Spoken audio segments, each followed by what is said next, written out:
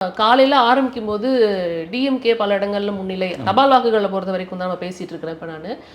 இப்ப கரண்ட் சிச்சுவேஷன பார்த்தோம் அப்படின்னா, தாவேகா வந்து கிட்டத்தட்ட 80 இடங்களுக்கு மேல முன்னிலையில இருக்காங்க அப்படிங்கிறத பார்க்க முடியுது.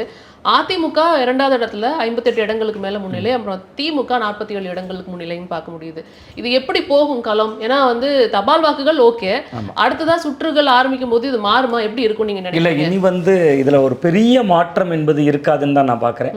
தாவேகா வெர்சஸ் அதிமுக தான் இந்த போட்டி போக போகுது அப்படிங்கிறது தான் காட்டுது. இது எப்படி? நான் ஏன் சொல்லிடுறேன்னே உங்களுக்கு, நீங்கள் தபால் வாக்குகளை முதல்ல பார்த்தோம். தபால் வாக்கெல்லாம் 55 தொகுதிகளில் திமுக முன்னிலை.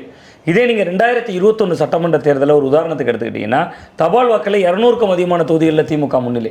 நீங்கள் தபால் வாக்கு முதல்ல யாருன்னு தெரிஞ்சுக்கணும். அரசு ஊழியர்கள். அரசு ஊழியர்களுக்கு அண்மையில் தான் பழைய பென்ஷன் திட்டத்துக்கு மாற்றா ஒரு புது வகையான பென்ஷன் திட்டத்தை கொண்டு வந்தார் மு.க. ஸ்டாலின்.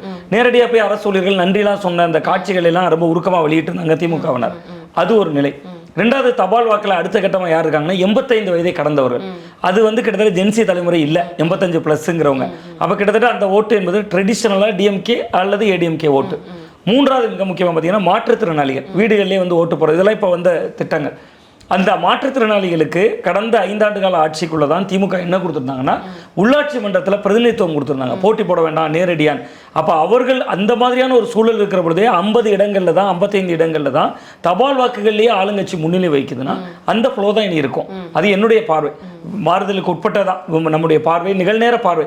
அது வந்து நான் எதனால் வந்து இப்படி தான் இருக்குன்னு சொல்கிறேன்னா, அரசு ஊழியர் செக்டார் என்பது காலங்காலமாக கலைஞர் அவர்களுடைய காலம் தொட்டு திமுகவுக்கு ஆதரவான ஓட்டுத்திரள். அந்த இடத்துலேயே நீங்கள் சென்னை போன்ற பெருநகரங்கள் எடுத்துக்கிட்டிங்கன்னா 16 தொகுதிகளில் 14 தொகுதிகள் வரைக்கும் திமுக தாவேகான் மாற்றி தான் இருந்தாங்க. அதிமுகவுக்கு பெரிய பிரதிநிதித்துவம் இல்லை. ஸோ அப்படியான ஒரு கலச்சூழலை நம்ம பார்க்குறப்ப இந்த ஃப்ளோ தான் இனி தொடரும். இப்போ நீங்கள் இந்த நிகழ்நேரத்தில் நான் பார்த்துட்டு இருக்கிறப்பயே அதிமுக 50, 66, திமுக 50ன்னு வருது. தாவேகா கொஞ்சம் லீடிங் போகுது. இந்த களம் எப்படி மாறும்னா, யாருக்கும் பெரும்பான்மை கிடைக்காத சூழலை நகர்த்தலாம். தாவேகாவும் அதிமுகவுக்கு சமமான கட்சி தான் அப்படிங்கிறத நிறுவுறதுக்கான தேர்தலை இந்த தேர்தல் மாறும் என்பதை நான் பார்க்குறேன்.